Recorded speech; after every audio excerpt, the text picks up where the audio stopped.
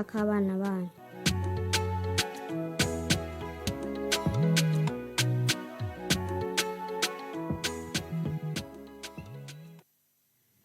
Ndabahaye mwiriwe mwebwe mwese muriko murakurikira radio Nderagakura kaze muri ano makuru avuga kuri uno mugoroba wa 20 Ruheshi nayo nkaba ngira ndayahere ku ngingo nkuru zikurikira. Umutambukanyi w'umukuru w'igihugu Angeline Ndashimiye yahaye umubonano kuri wa kabiri userukira ishirahamwe gitaye neza y'ibibondo UNICEF akaba yaraje kumusezera kuko ikiringo ciwe carangiye. Ibikorwa nteguza vy'ikibazo ca leta giha uburenganzira abanyeshuri kwiga muri kaminuza ngo bisa n'ivyarangiye nk'uko bishikirizwa na Adrien Sabushimike arongoye ibiro bijeje gutunganya ibibazo vya leta mu mashure. Umuguserukira gihugu intamba mu rugamba waje kuronka uburenganzira bwo gushika mu kibanza ca kabiri c'amahiganwa ya CAN ni nyuma yaho utsinze ibitsindo 3-2 vy'umugwi wa Namibia bariko barakina. Zinje ngo nkuru zigize amakuru tugira ngo tubashikirize mu kanya duca tuja mu idonido.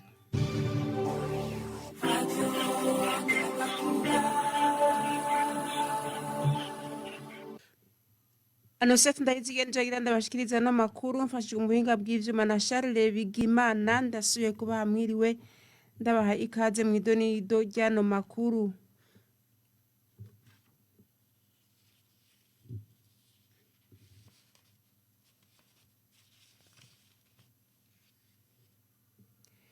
Ibikorwa nteguza vy'ikibazo ca leta giha uburenganzira abanyeshuri barangije amashure yisumbuye kuja muri kaminuza ngo bisa n'ivyarangiye bishikirizwa n'umuyobozi w'ibiro bijejwe gutunganya ibibazo mu mashure Adrien Sabushimike ni mu gihe ico kibazo gitegekanijwe kuzotangura kuva ku igenekerezo rya 11 mu kakaro gushika ku igenekerezo rya 14 mu kakaro kuno kwezi. Adrien Sabushimike agahamagarira abo banyeshure kuzokorana umutima mu nda mu kwirinda ubusuma. Mwiteguro izanye n'ikibazo ca examedeka igeze kure no kuvuga ibikorwa byakorwa n'abajejwe gutegura ico kibazo tubigeze kure no kuvuga gutegura amazina y'abanyeshuri kubaha amanimero no kwandika ku mabahasa azotwara ivyo bibazo byose kandi byaheze. Amazina y'abanyeshuri turayafise mugabo turindiriye ko abayobozi batungikira abanyeshuri baronse diplome zo mw'ishuri kuko bakora umunyeshuri yaronse diplome yo mw'ishuri kugira dukuremwo abobewe. Ibintu navyo kwitegurira nk'uburyo twovuga amahera byose ubu birategekanijwe twamaze kubishikana ku babizezwe leta yamaze kubutanga kugira ngo ico kibazo mu gikorwe nokora yuko n'umugwi utegura ico kibazo umusanganzi yaraye awusizeho ibindi navyo ku matariki naho abazokuganwa kugira ngo batore ico kibazo nicibwe bazokugaranwa itariki 28 urumva uburyo twamaze kuronka no kuvuga rero turiteguye kugira ikibazo gisokorwe ku itariki 14 z'ukwindwi gushika itariki 14 z'ukwindwi. Abazotongera ibibazo benshi tubahabwa n'abadepeye nabo nyene baramaze kubaduha dusigaze kubandika mu mashini hanyuma abanyeshuri n'abarimu bategura abanyeshuri basaba yuko kurya bahora bategura ku bindi bibazo bategure neza ibibazo bizoza bimeze nka bindi bibazo nyene hanyuma abanyeshuri bazoza kugira ubwoba ibibazo nkabijanye kanatsinda bitorwa n'abarimu babo. Nababwiye mu ngingo nkuru zigize n'amakuru umutambukanyi w'umukuru w'igihugu Angeline Ndayishimiye yahaye umubonano kuri wa kabiri userukira ishirahamwe gitaye neza y'ibibondo UNICEF mu Burundi John Agbor nkuko bishikirizwa na Girukwishaka Jean Bosco umunyamabanga nshingwabikorwa w'urwego OPDD Burundi ngo yaraje kumusezera kuko ikiringo ciwe cyo guserukira ishirahamwe mu Burundi carangiye ngo bakaba kandi baganiriye n'ibijanye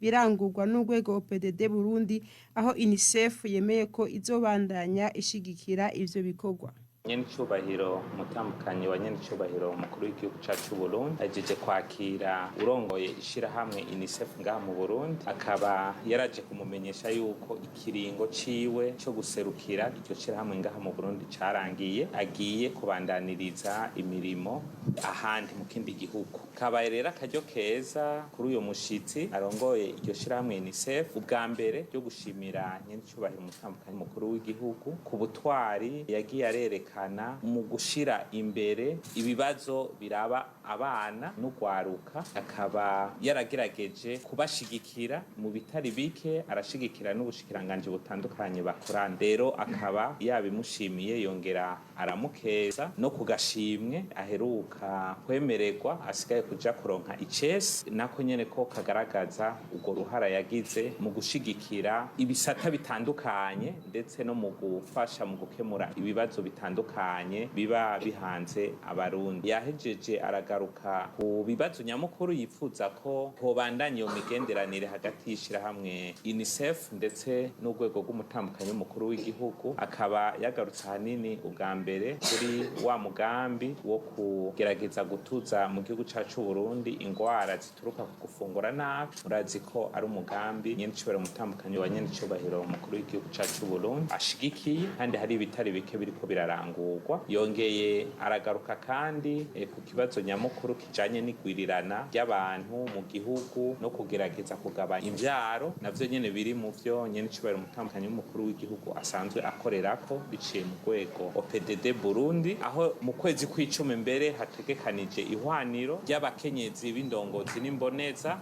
rizokwiga ahanini kubijanye n'ico kibazo. Akaba rero yamenyesheje yuko UNICEF izobandanya ishigikira ivyo bikorwa kuko biri mu bizotuma Uburundi bushobora gushikira rya hangiro ryo mu mwaka w'ibihumbi 2040 ndetse no mu mwaka w'ibihumbi 2060. Tugarutse ku makuru avuga mu gisata c'indero, amadosiye y'abanyeshuri barangiza amashuri yisumbuye ngo aramaze kwigwa ku rugero rw'ibice birenga gato 70%. Byashikirijwe n'umunyamabanga ntayegayezwa nshingwabikorwa w'umugwi w'igihugu jejwe inyigisho za shure shingiro n'inyuma ya shure shingiro Serge Ndereyimana. Agasaba abayobozi b'amashure n'amashure amadosiye yabo ataratunganywa neza kubera hari bibuzemwo kwihuta kurondera ivyo bibura kugira hazogere ko bakora ikibazo ca leta amadosiye yose atunganye. Serge Ndereyimana aranasaba abayobozi kwitonda mu gusuzuma ko impapuro z'umutsindo ziriko ziratangwa hakurikije amategeko. Umugwi w'igihugu jejwe inyigisho nshingiro n'inyuma y'ishuri nshingiro wamukora igikorwa kwa kutashe kijanye no kwihweza ukuntu amadosiye y'abanyeshuri yifashe bajya baheza mbere uho n'abajya bari mu mwaka wa nyuma bari inyuma y'umwaka umwe mu baheza naho nyene twarabyize kuri aba bazokora ikibazo ejo bundi mu kwezi kw'indwi twari twiteze amadosiye angana 59 n'amajana 93 gushika ubu twarashoboye gusuzuma amadosiye y'abanyeshuri baheza angana 42 n'amajana 77 muri make ibice 71 n'ibice 9 ku bitigiri dufise by'imfata kibanza cyaraheze kwigwa, hanyuma hasigaye nk'ibice 28 n'igice kimwe kwijana tutarashobora gusuzuma. Twashoboye kubona ibintu bitagenda neza muri dossier, sanga nk'idosiye itarimwo icyo bita certificat itanga uruhusha rwo kuja mu mashuri nyuma y'ishuri shingiro twita certificat d'admission à l'enseignement post-fondamental. Tugasanga urupapuro rumwe rwitwa rw'amavuko rutarimwe byo bita extrait d'acte de naissance. Tugasanga tutaronka icegeranyo kijanye no kurekura umunyeshure kumva zitamuvuye ko ushobora gusubiramwo kwiga gatatu programme y'imico bita triplema. Twarasanga hariho amazina atandukanye abana uko bitwa hamwe n'abavyeyi kuri izo mpapuro z'amavuko. Hanyuma hari n'ikindi twashoboye kubona kijanye n'umwe hari uwo tumaze gufata yivye bulletin two turakurikirana iyo dossier yiwe kugira ngo ntaducarukane ngo have adukorana ikibazo ca leta. Uroro wewe ruriciye nta kibazo ca leta azodukorana. Tusaba abayobozi babona yuko amadosiye y'abanyeshuri bose taza gusuzumwa yuko bo kwihutira kuyashikana mu bugenduzi bw'indero mu ntara kugira ngo aya madosiye asuzumwe. Twipfuza ko atanumwe yokora ikibazo ca leta dossier yiwe itarashobora gusuzumwa. Tuboneyeho nakanya rero ho twegereye umwaka turiko turarangiza umwaka, bamwe baratanguye ico bita deliberation, abandi nabo bari mu bibazo kandi baravyiteguriye kuzogira ico bavuze ku manota y'abanyeshuri. Tukabagabisha ko bo kwihweza umwimbo w'abanyeshuri bisunze amategeko ajanwe n'ukuntu barekura umwana kwimuka canke kuja mu gisata kijya kiriya bishimbera amategeko. Ubwo tuzosanga yabwinjije nabi tuzosaba bisubirwemo kandi uwo muyobozi azofatirwa ibihano. Umunyeshuri nawe burumvikana ko azamugiriye nabi kuko hazobageze hose ahazofatirwa tuzoca tumuhagarika. Kuri wa kabiri niho ubushikiranganje bw'indero n'ubushakashatsi bwemeza igitabo c'integuro ngenderwa ko y'indero idakumira nkuko bimenyeshwa n'umuyobozi w'ibiro bijejwe inyigisho zidakumira Patrice tuhabonye Imana ngo muri ico gitabo harimwo bizofasha kugira abana bagendana ubumuga butandukanye bazoshobore kwigana n'abandi badafise ubumuga. amenyesha kandi ko hazoba kubaka inyubako zorohereza abagendana ubumuga maze n'abigisha bakarihiriza ubwenge kugira bamenye kwigisha neza abafise ubumuga butandukanye. Ico gitabo duhereje kwemeza ni igitabo c'integuro ngenderwako indero ridakumira. Ico gitabo kirimwo integuro mu buryo bwiramvuye ingene indero ridakumira yoshika mu mashuri mu gihugu cose. Ico gitabo rero caje nk'igitanga intumbero canke cerekana imirongo ngenderwako canke ibikorwa bikuru vyokorwa kugira koko umugambi w'indero idakumira ushike mu mashuri yose mu gihugu cose. Ico gitabo rero twariyumviriye kugishiraho nk'igikoresho gishobora gufasha uwo ari we wese afise ikintu aterera mu nyigisho. Kino gitabo cane cane kivuga ingene abana bagendana ubumuga butandukanye, abana batabona, harimwo abana batumva ntibavuge, harimwo abagendana ubumuga bw'umubiri bivuye kw'ihungabana ry'ubwonko abo bita aba EMC, hakabamwo n'abana usanga bakehaniwe ukuntu gasanga ntibashoboye gukurikirana ivyigwa neza. Aho turashobora kuvuga bamwe bita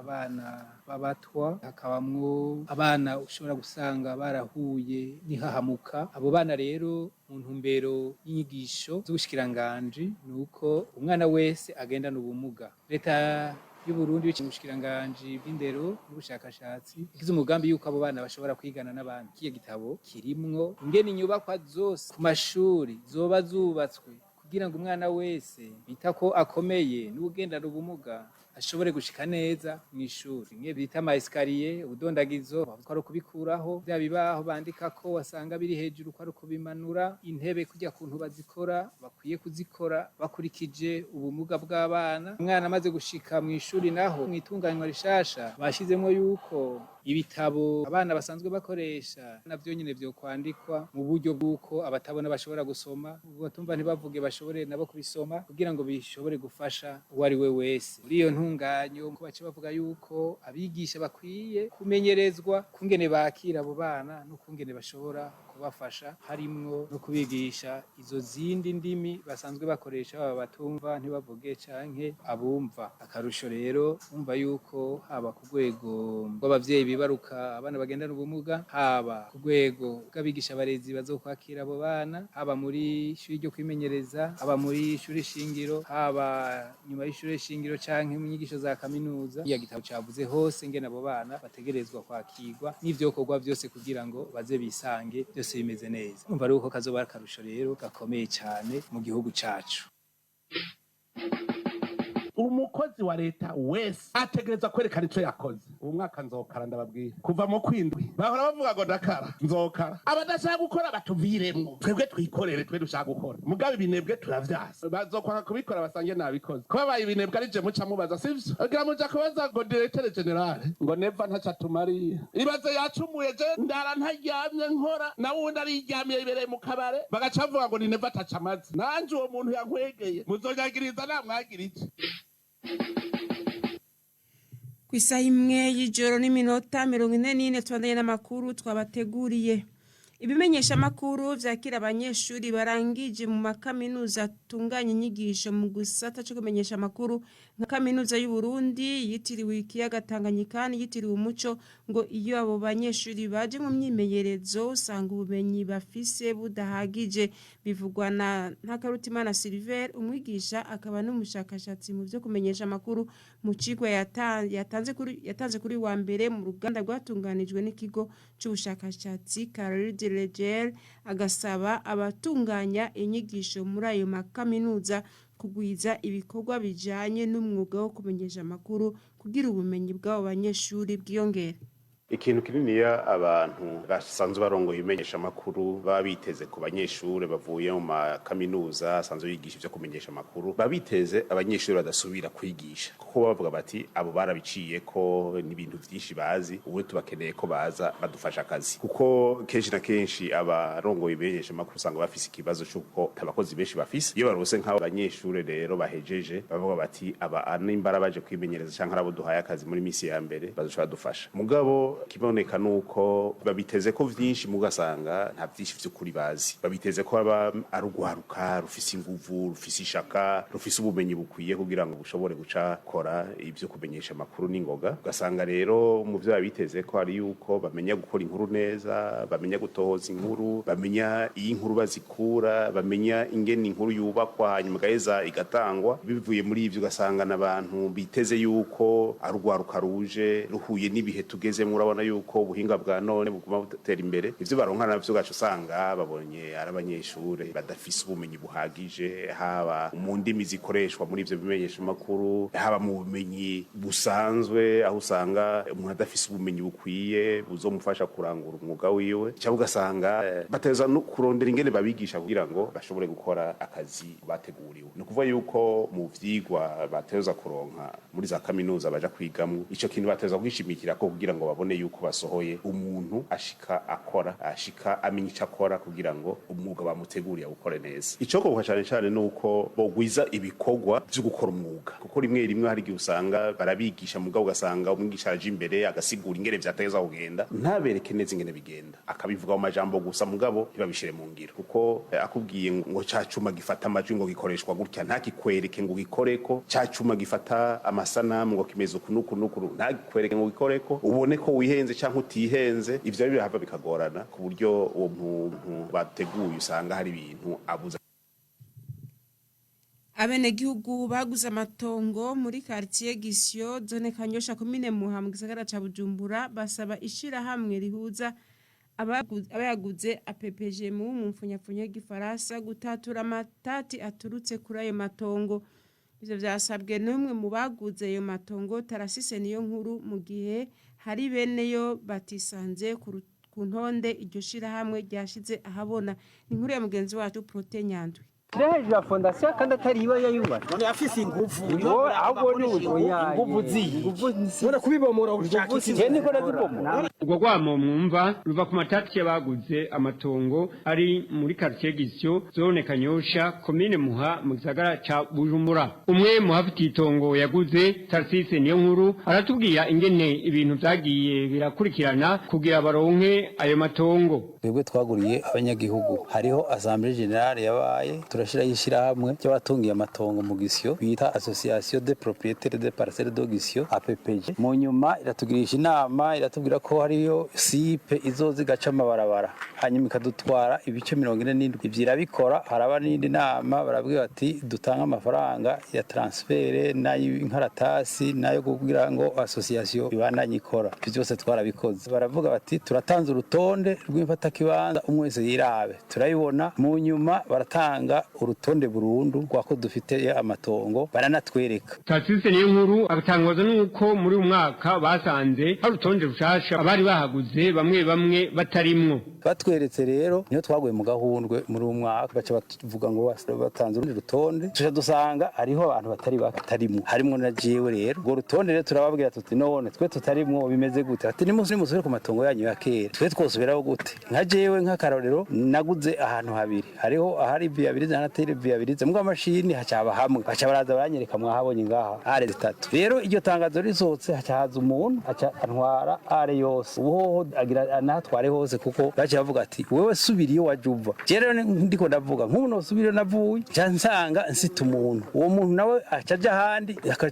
akajagare tukasanga turiko turagwana agasaba ishyirahamwe APPG kumviriza bene ayo matongo kugira amenyeshwe ituma batari ku rutonde rw'abategerezwa kuyaronka twere twasaba association ko yogaruka ikatwumviriza ikatumenyesha igituma yadukuyemo kuko ivyo yanditse ntibifaditse izinduru ziguma zivuga ngaha mu Gisyo ivyo byose bikava mu nzira ku ruhande rw'abasangwa umwe muri bo atashatse kwidondora akavuga ko iryo shirahamwe APPG yokoranya abasangwa n'abaguze ayo matongo kugira izo nduru zadutse zihere koranya assemblée générale y'abanyagihugu bahafise nabo baguze bagira ico bafunditse tubajiye mu ishyirahamwe APPG yongowe na Juma Saidi avuga ko abantu bafite izo ngwane bo kwitora iryo shirahamwe ku munsi wa mbere guhera igihe cy'isaha 4 kugira umwe wese bamubwire ivyiwe ingene nyene bimeze mwomeye ko abo bantu bashaka kurenganurwa baba 100 hejuru ya fondasiyo kandi atari iba yayubatse none afise ingufu